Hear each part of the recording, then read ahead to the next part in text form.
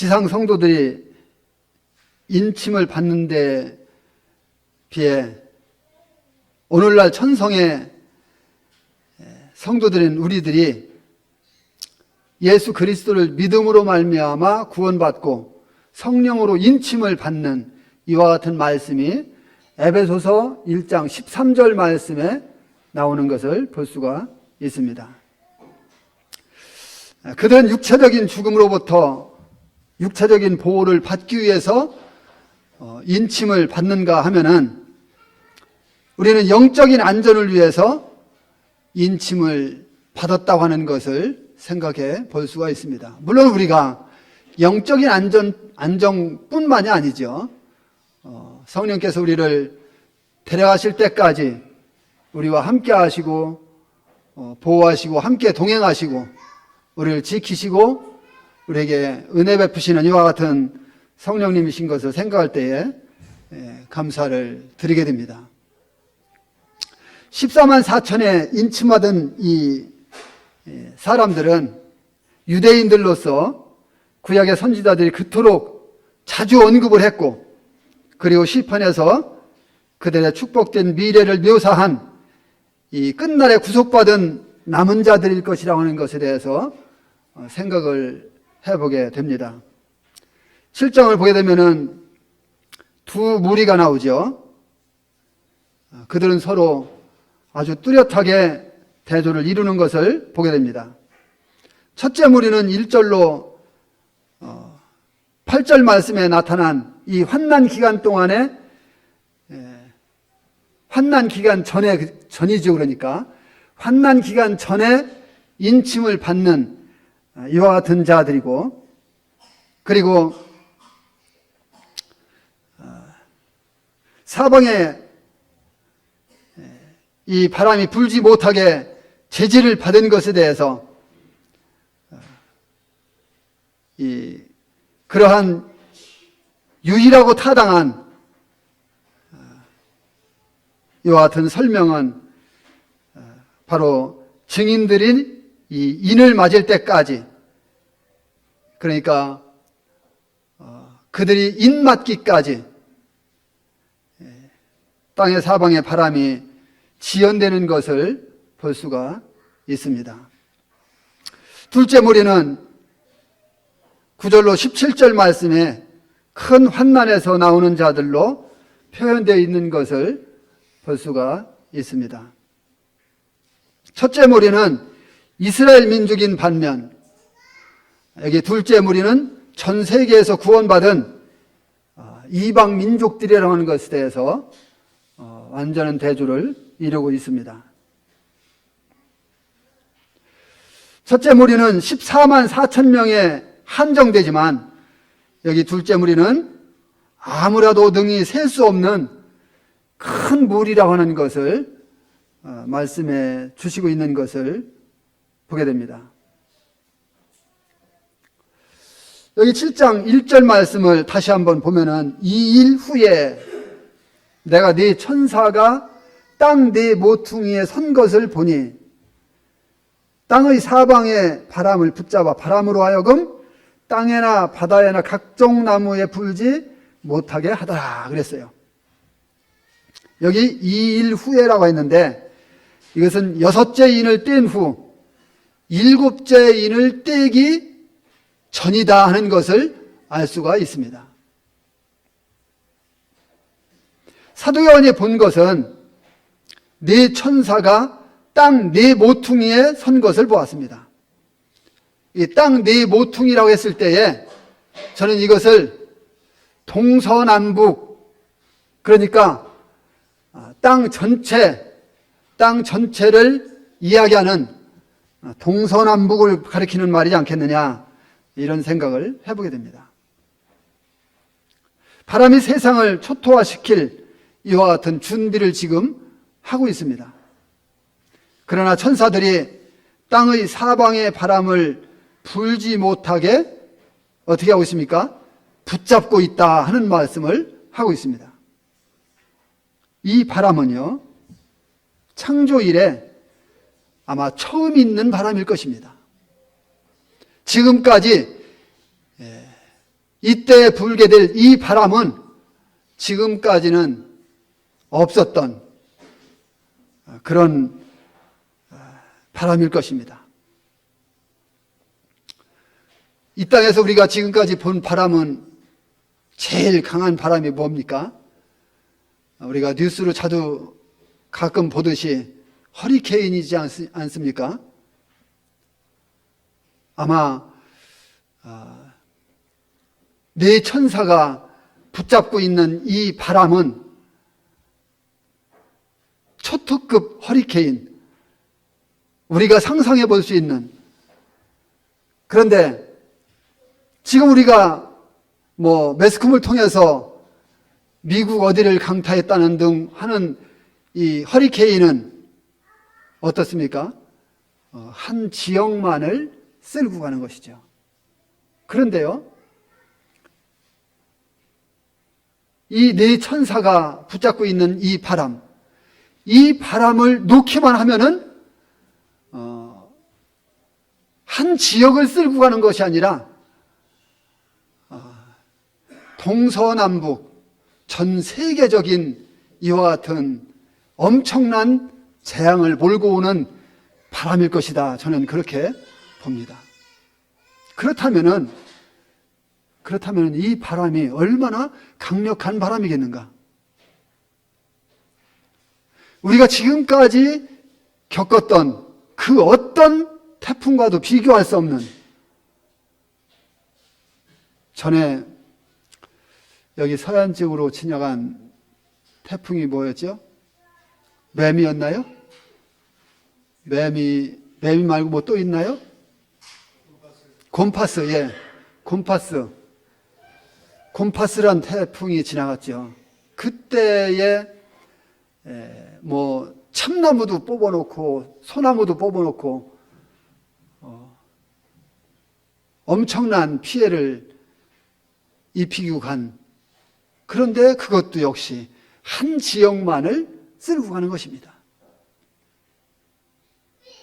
그런데 여기 네 천사가 붙잡고 있는 이 바람은,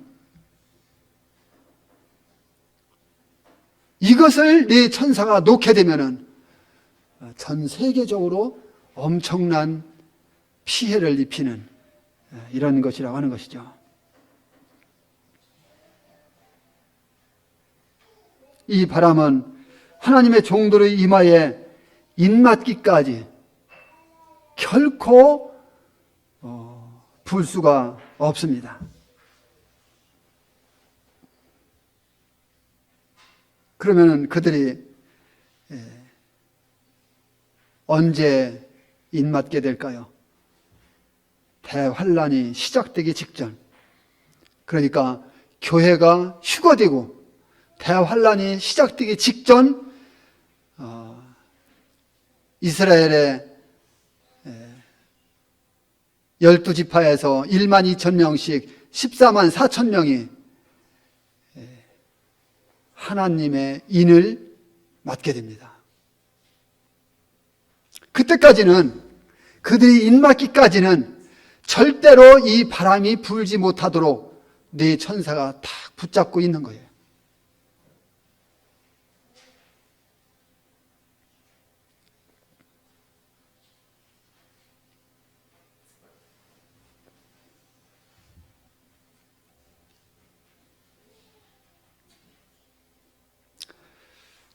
여기 이 천사들이 바람을 붙잡고 있는데, 바람만 붙잡고 있는 게 아니에요, 천사들이. 14장 18절 말씀 가서 보게 되면은 불을 다스리는 천사도 있어요. 그리고 계시록 16장 5절 가서 보게 되면은 물도 다스리는 천사가 있어요. 본문에서는 바람을 다스리는 천사로 나타나 있죠.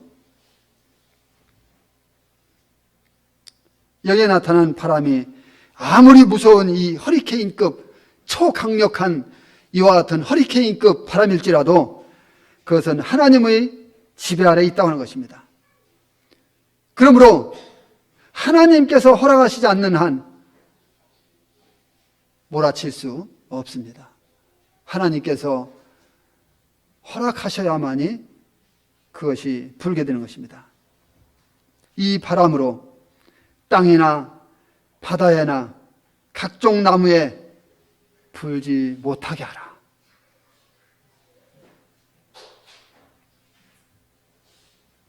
저는 이것을 생각하면서요,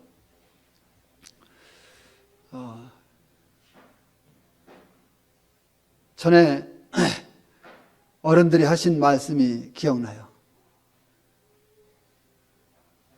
나뭇잎 하나도 움직이지 않네. 이게 뭐예요? 바람이 하나도 없고 고요함을 말하잖아요. 바람이 하나도 없고 고요할 때, 특히 여름에 조금만 바람 좀 불어주면 좋겠는데 하나도 불지 않는 바람을 보면서 나뭇잎 하나도 움직이지 않네. 이때에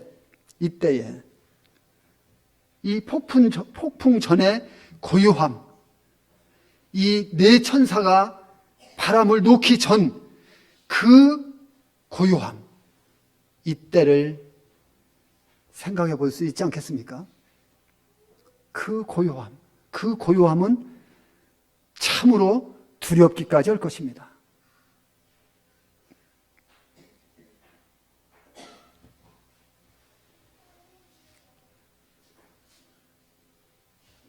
이 폭풍은 땅 전체에 해를 가져올 아주 무서운 바람입니다. 그것이 사람들에게 끼칠 피해가 어떠한지를 밝히 여기에서 보여주고 암시해주고 있는 것을 알 수가 있는 것이죠. 그와 관련하여 14만 4천 명이라고 하는 하나님의 이와 같은 보호하심을 받기 위해서 여기 14만 4천 명이 인을 맞을 것입니다. 그리고 1절을 자세히 보게 되면은 여기에 네 천사, 땅의 네 모퉁이, 땅의 사방의 바람, 이와 같이 넷이란 단어가 3번 반복되는데 이것은 폭풍이 온 땅에 불어서 휩쓸고 갈 이와 같은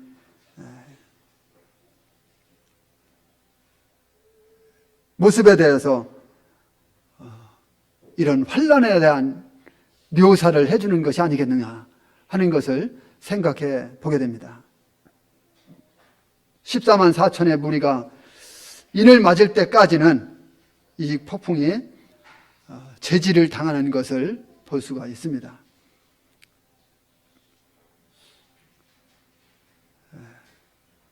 인 맞는 일은 바로 하나님의 어린 양이 7째 인을 떼기 전에 일어나는 이와 같은 것이 분명하다고 하는 것을 볼 수가 있습니다. 2절로 3절 말씀을 다시 한번 보면은 또 봄에 다른 천사가 살아계신 하나님의 인을 가지고 해돋는 데로부터 올라와서 땅과 바다를 해롭게 할 권세를 받은 네 천사를 향하여 큰 소리로 외쳐 이르되 우리가 우리 하나님의 종들의 이름 이마에 인치기까지 땅이나 바다나 나무들을 해하지 말라 하더라. 여기 나오는 천사는 분명 다른 천사라고 한 것으로 보아서 1절에 나오는 천사 중 한 사람이 아니라고 하는 것을 볼 수가 있습니다. 이 천사는 해돋는 데로부터 올라왔다고 말씀하고 있습니다. 동쪽을 말하는 것이죠. 여기 동쪽에서 올라온 천사가 바로 하나님의 종들인 14만 4천 명에게 인맞을 때까지 바람을 불지 못하도록 붙잡아 지키라고 하는 이와 같은 말씀을 하고 있는 것을 보게 됩니다. 네 천사에게 큰 소리로 외치고 있죠.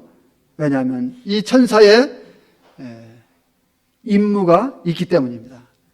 이 천사의 임무는 하나님의 인을 가지고 있다고 하는 것이죠. 하나님의 인을 가지고 14만 4천 명에게 인을 쳐야 되는데 그 임무가 끝날 때까지는 이 강력한 바람이 불지 못하도록 하라고 하고 있습니다.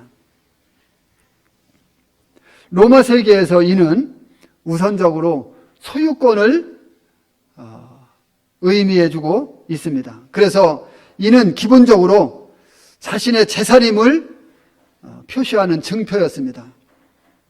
성경적으로 볼 때는 사람을 이와 같은 소유권의 개념 외에 안전을 보장하는 개념도 내포해 주고 있는 것을 볼 수가 있습니다. 에스겔 9장을 보게 되면은 예루살렘에서 허리에 먹그릇을 찬 사람이 죄에 대해서 슬퍼하고 있는 이와 같은 사람에 대해서 인을 새기라고 하는 이와 같은 이야기를 하고 있습니다. 이와 같은 말씀을 하는 것은 그 사람이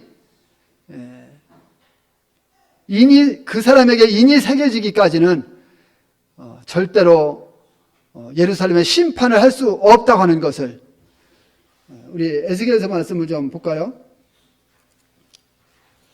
에스겔서 9장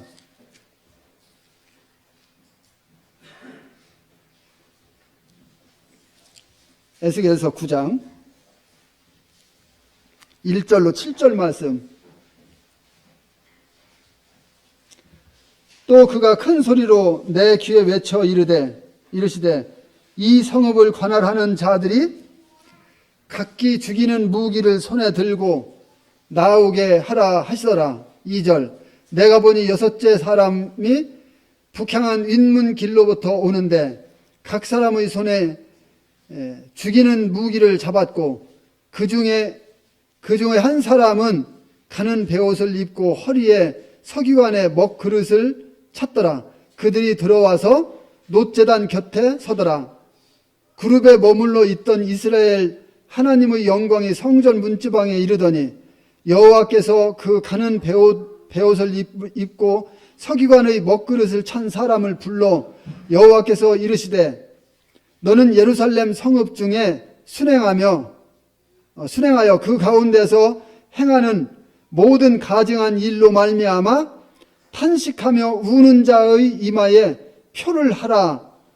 표를 그리라 하시고 그들에 대하여 내 귀에 이르시되 너희는 그를 따라 성읍 중에 다니며 불쌍히 여기지 말며 긍휼을 베풀지 말고 쳐서 늙은 자와 젊은 자와 처녀와 어린이와 여자를 다 죽이되 이마에 표 있는 자에게는 가까이 하지 말라. 내 성소에서 시작할지니라 하시매 그들이 성전 앞에 있는 늙은 자들로부터 시작하더라. 그가 또 그들에게 이르시되 너희는 성전을 더럽혀 시체로 모든 뜰에 채우라. 너희는 나가라 하시매 그들이 나가서 성읍 중에서 치더라. 이게 무슨 말씀이냐면요. 이스라엘 예루살렘에 우상 숭배로 말미암아 죄악이 관영하는데 죄악이 꽉 찼는데 그때에 일부 몇 사람들이 그 죄악을 보면서 슬퍼하는 이와 같은 사람이 있는데 이러한 사람에게 서기관의 먹그릇을 찬 사람에게 그 사람 이마에 인을 새기라는 것입니다. 인을 쳐라. 그리고 이스라엘 성읍 중에 예루살렘에 그러한 죄악으로 가득 찬 그 사람들을 죽이는데 그때에 인 맞은 자들에 대해서는 절대로 해하지 말라 하는 말씀입니다. 하나님께서 보호하시면 하나님께서 명령하시지 않으면 절대로 인맞은 자들은 죽임을 당하지 않습니다. 보호를 받는 것입니다.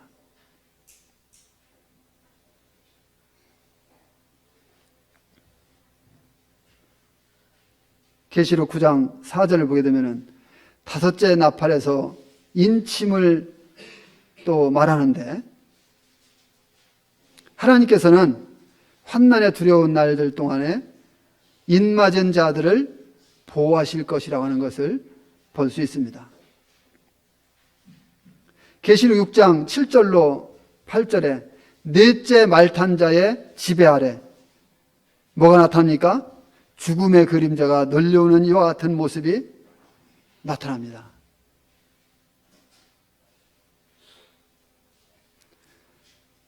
정말 두려운 때죠.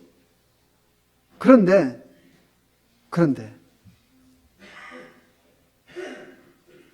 그렇게 두려운 날들 동안에 이 죽음의 그림자가 그때 널리 드리우지만, 그러나 하나님의 인맞은 자들을 절대로 건드릴 수가 없다고 하는 것입니다. 왜 그럴까요? 하나님께서 보호하시기 때문에, 하나님의 허락함이 없으면 절대로 그들을 건드릴 수 없다고 하는 것을 말씀해 주시고 있습니다. 그들의 생명을 하나님께서 붙잡고 계십니다. 그들의 결국이 어떻게 되겠습니까? 계시록 14장 1절로 4절 말씀을 가서 보게 되면 그들이 천년왕국에 들어간다고 하는 것을 볼 수가 있습니다. 환난 중에 보호를 받은 이와 같은 자들은 천년왕국의 영광에 들어가는 것입니다. 우리가 살고 있는 이 은혜 시대에 구원받은 성도들이 인침받은 이와 같은 사실에 대해서 성경은 바로 우리에게 말씀해 주시고 있는데, 그것은 에베소 1장 13절 말씀이죠. 그 안에서 너희도 진리의 말씀 곧 너희 구원의 복음의 말씀을 듣고 그 안에서 성령으로 인침을 받았다, 이와 같이 말씀해 주시고 있습니다. 다시 말해서 그 말씀을 자세히 보게 되면 성령께서 인이시라고 하는 것입니다. 우리 마음에 성령께서 인치셨어요. 성령 자신이 인이라고 하는 것입니다.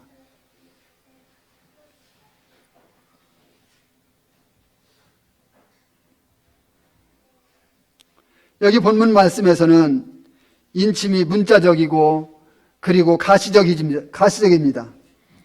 그리고 계시록 14장 1절 말씀에서는 보면은 그들의 이마에는 어린 양의 이름과 그 아버지의 이름이 새겨져 있습니다.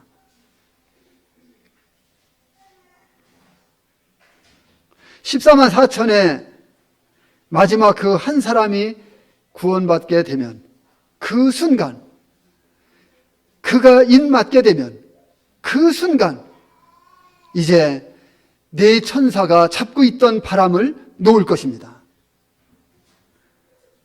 14만 4천의 마지막 그 한 사람,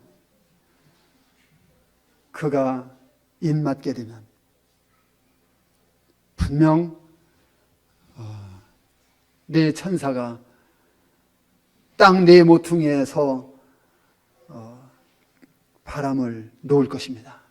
그때에 엄청난 바람으로 이 세상을 초토화시킬 것입니다.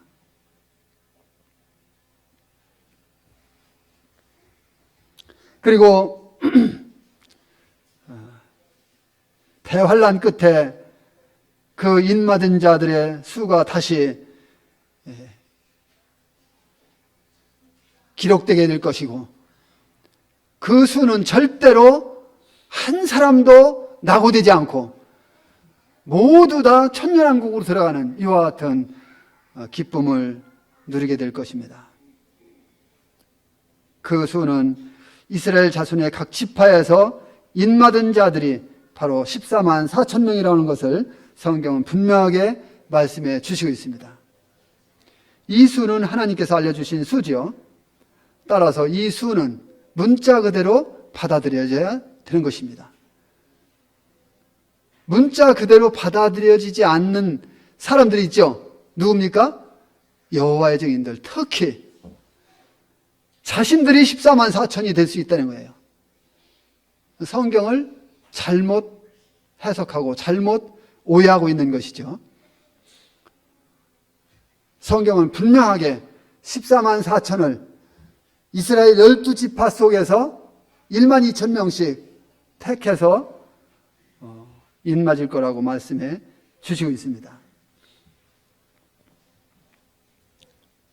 여기에 이 열둘은 성경에서 항상 정부의 통치를 말할 때에 사용되었습니다. 특히 이스라엘 민족과 연관이 있는 것을 볼 수가 있습니다. 그 민족을 세운 12족장이 있지요. 그리고 그 민족을 구성하는 12지파가 있습니다. 그리고 대제사장의 흉패에는 12민족을 대표하는 보석이 있죠. 12보석. 그리고 그 민족 가운데에서 부름받은 12사도가 있습니다. 12사도들에 의해서 주님 이후에 복음이 전 세계적으로 널리 퍼지는 이와 같은 은혜 속에서 우리가 주님의 은혜 가운데 들어왔습니다. 그리고 새하늘 새 예루살렘 거룩한 성에는 12문이 있고 그리고 12기초석이 있는 것을 볼 수가 있습니다. 이것은 참으로 놀라운 일입니다.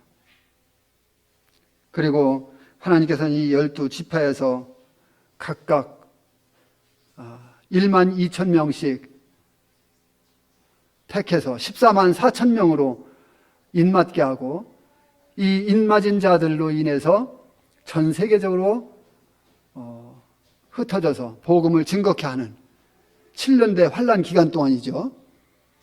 이러한 일이 있게 되는데 저는 이것을 이렇게 보면서 이들이 인맞기까지는 네 천사에게 바람을 붙잡고 놓지 못하도록 합니다.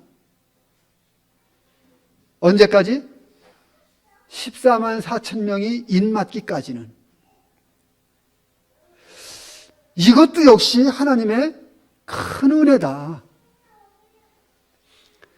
이들이 14만 4천 명이 인맞기까지는 엄청난 바람이 전 세계적으로 몰아칠 터인데 그 바람이 인맞기까지는 절대로 불어닥칠 수 없는, 이게 왜 하나님의 은혜입니까? 저는 이것을 생각하면서 하나님께서 정말 이 세상을 사랑하셨다. 왜 그렇습니까? 이 14만 4천에 의해서 전 세계적으로 흩어져서 복음이 증거되는데 나중에 뒤에 나오죠. 읽어보진 않습니다.